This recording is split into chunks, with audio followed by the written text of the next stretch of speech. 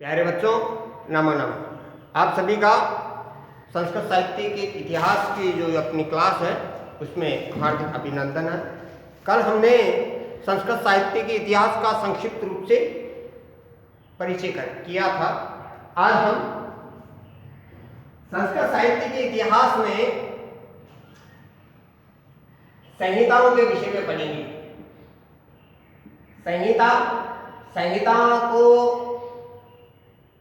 संहिता का नाम, एक नाम और है वेद।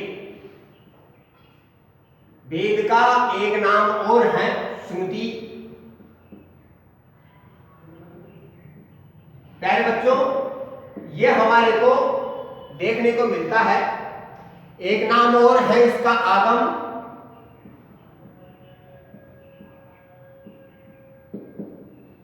इस प्रकार वेदों के जो मनीषी हैं उन्होंने वेदों का अनेक नाम रखा है। प्यारे बच्चों, संहिता से तात्पर्य क्या है? संहिता का तात्पर्य है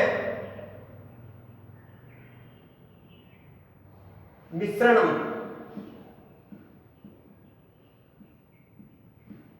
या एकत्रीकरणम।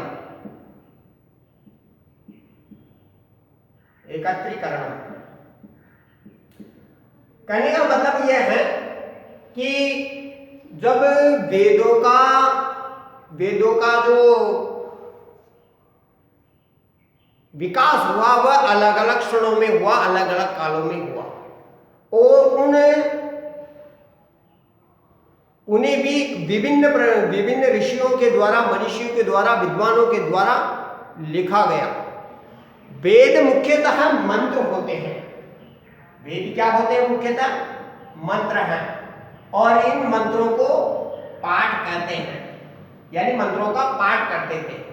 तो विभिन्न ऋषियों के द्वारा जो मंत्र अपने अपने आश्रमों में अपने अपने शिष्यों को उन्होंने पढ़ाया।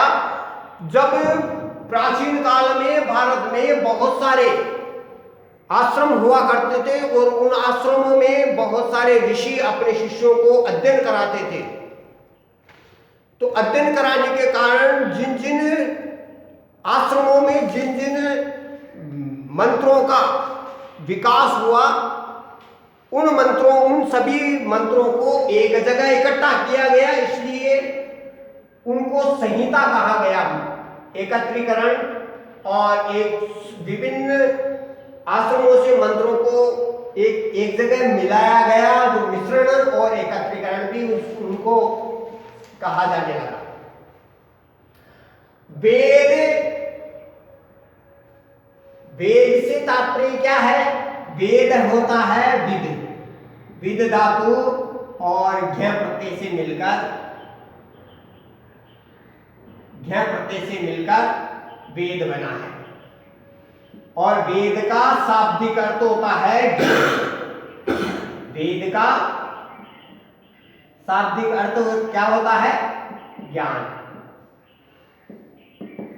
वेद का शाब्दिक अर्थ ज्ञान होता है, और विभिन्न ऋषियों में विभिन्न विद्वानों ने इस वेद के विषय में अनेक परिभाषाएं दी है। जैसे सायण महोदय ने जो परिभाषा दी, सायण महोदय ने जो वेद की परिभाषा दी, वो इस प्रकार है। देखिए, उन्होंने लिखा इष्ट प्राप्या,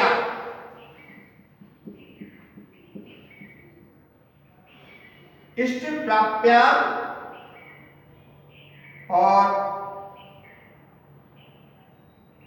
अनिष्ट परिहार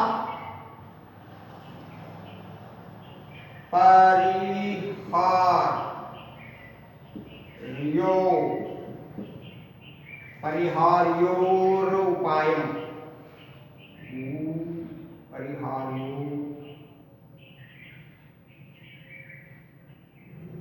उपायम या वेदयति सह वेदयति। उन्होंने कहा है कि इष्ट की प्राप्ति के लिए और अनिष्ट का निवारण करने के लिए जो उपाय बताता है वह वेद है। यानी अर्थात हिंदी में जो कहें कि इष्ट की प्राप्ति तथा अनिष्ट का निवारण का उपाय जो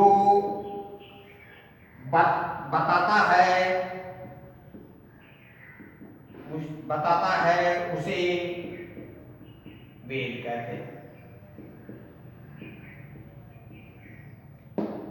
इसी प्रकार वेद के विषय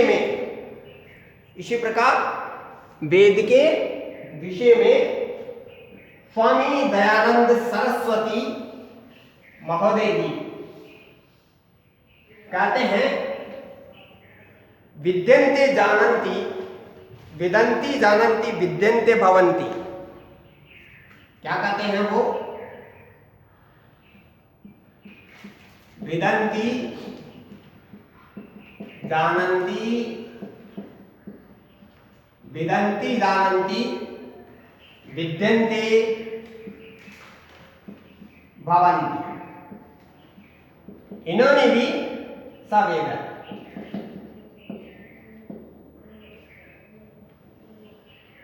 ये परिभाषा दी किन्होंने? स्वामी दयानंद सरस्वती महोदय। इसका तात्पर्य क्या है? इसका तात्पर्य है जिसके द्वारा मनुष्य सत्य विद्या को जानते हैं। क्या है इसका अर्थ? कि जिसके द्वारा मनुष्य सत्य विद्या को जानते हैं, सत्य विद्या को जानते हैं अथवा प्राप्त करते हैं, वह वेद कहलाता है। वेद कहलाता है। प्यारे बच्चों, इसके बाद श्रुति का मतलब होता है, वेद के विषय में हम चल ही रहे हैं, तो श्रुति से तात्पर्य होता है श्रवण करना।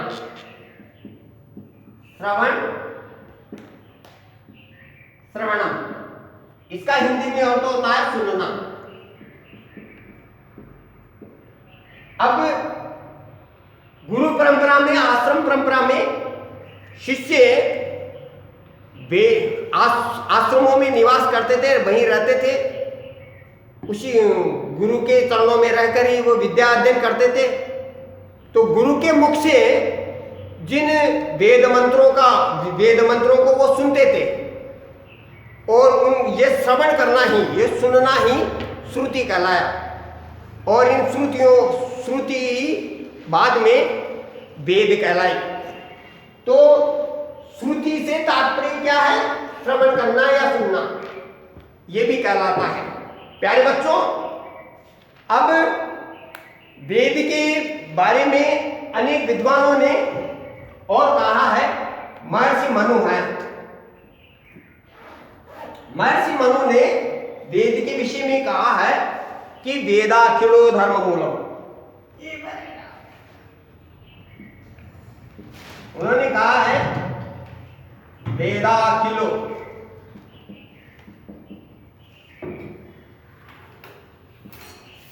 धर्मस्य मूलम। इन्होंने वेद के विषय में कहा है कि संपूर्ण वेद ही धर्म का मूल है। प्राचीन काल में जो व्यवस्थाएं हुआ करती थी वो वेदों के अनुसार होती थी और वेद ही संपूर्ण भारतीय समाज का मार्गदर्शन होते थे। संपूर्ण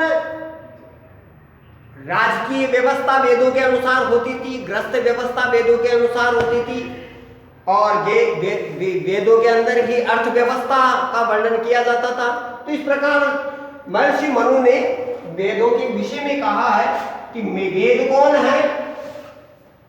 वेद हैं महर्षि मनु। वेद कौन है कि वेद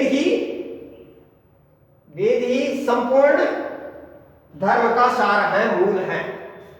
और सायण महोदय ने एक और वेदों के विषय में कहा है कि वेद क्या है? वेद है अपौरुषेयम वेदम। वेद क्या है? अपौरुषेय।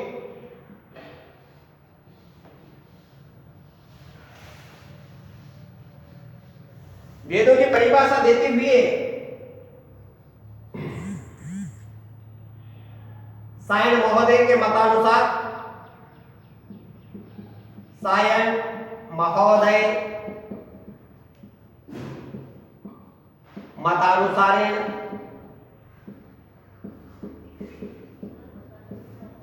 वेदस्य परिभाषा, उन्होंने वेद के विषय में लिखा है अपौरुषेयम, अपौरुषेयम वाक्यम वेद। वेद क्या है? अपौरुषेयम, पौरुषेयम, अयम वेदः, अयम वेद है अपौरुषेयम वाक्यम। यानी जिन वेद वो हैं वेद में क्या है? मंत्र। और मंत्र क्या है कि मंत्र है अपौरुषीय, अर्थात पुरुष ने पुरुष के द्वारा न कहे गए वाक्य वेद हैं। तो पुरुष के द्वारा न कहे गए, तो पुरुष ने नहीं कहे तो किन्होंने कहे? तो वो मानते हैं ईश्वर के द्वारा कहे गए वाक्य क्या है? वेद है, परमात्मा, देवता। तो उन्होंने सायण महोदय ने कहा है कि अपौरुषेयम वाक्यम वेद है, कि ये तो ईश्वरीय वाक्य हैं। वेद क्या है? वेदों की रचना किन्होंने की, कब की, इसके विषय में कहीं लिखित प्रमाण नहीं है। इसलिए सायण महोदय ने कहा है कि अपौरुषेयम वाक्यम वेद है, ये वेद है, अपौरुषीय है। आगे वेद के विषय में हम और जानने का प्रयास करते हैं। तो जब वेद की परंपराएं चली और जब उनको संहिता का भाग माना, तो अब प्यारे बच्चों यहां देखते हैं, एक प्रश्न यहां से निकल करके भी आता है कि संहिता कति, संहिताएं कितनी होती है? संहिता कति संति, संहिताएं कितनी हैं? तो संहिताएं वेद के विषय में हम जानते हैं वेद कितने हैं? 4।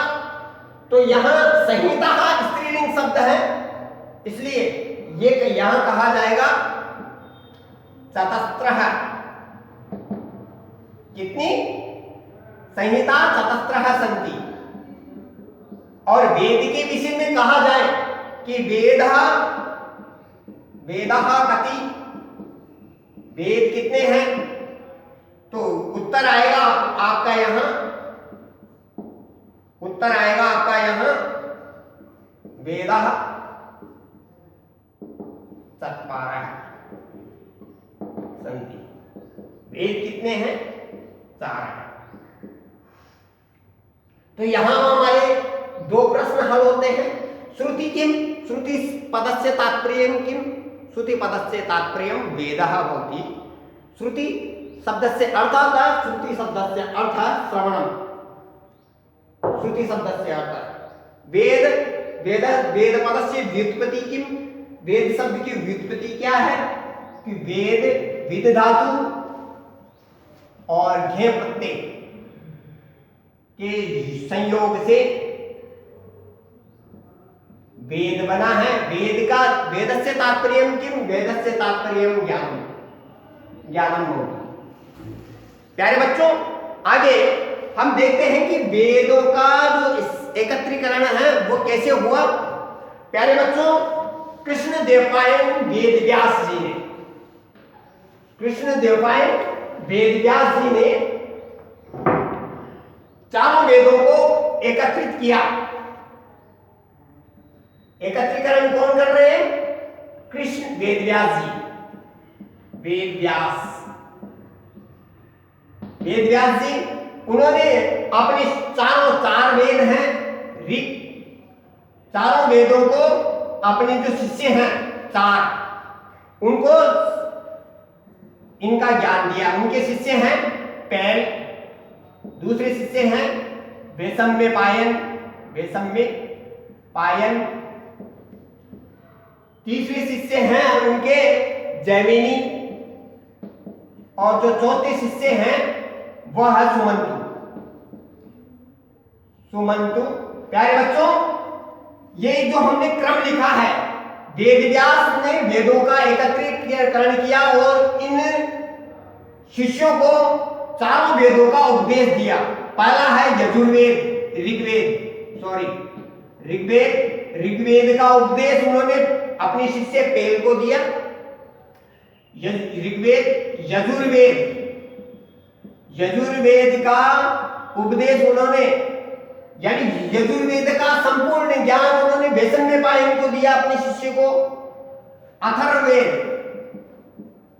अथर्ववेद का ज्ञान कृष्ण देवपायन वेद व्यास ने अपने शिष्य को जैमिनी को दिया।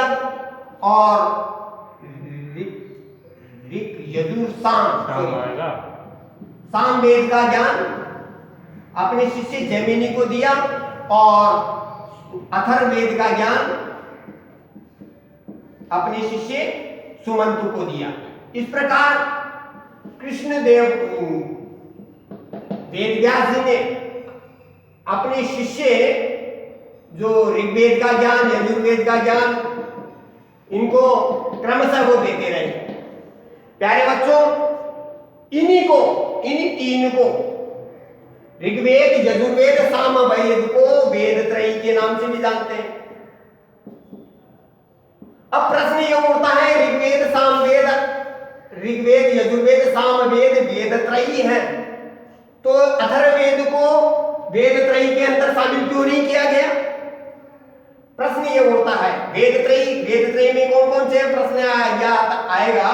तो आप लिखोगे ऋग्वेद है, साम यजुर्वेद है, सामवेद है, वेद त्रयी अस्ति, वेद त्रयी अस्ति। किंतु अथर्ववेद वेद त्रयी, अथर्ववेद वेद त्रयी में शामिल नहीं है। तो क्यों नहीं है? क्योंकि अथर्ववेद में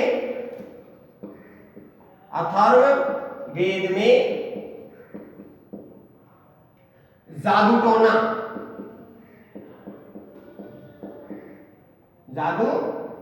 टोनों का मिश्रण किया गया है।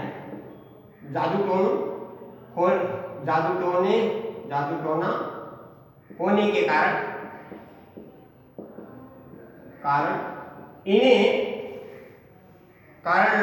भारतीय समाज में ये हे दृष्टि की तरह देखे जाते हैं। होने के कारण भारतीय समाज में इन्हें हे दृष्टि से देखा जाता है। अतः अथर्ववेद को वेद त्रयी में शामिल नहीं किया गया। प्यारे बच्चों, कल हम वेद के ऋग्वेद, यजुर्वेद, सामवेद, इनके बारे में विस्तृत अध्ययन करेंगे। धन्यवाद।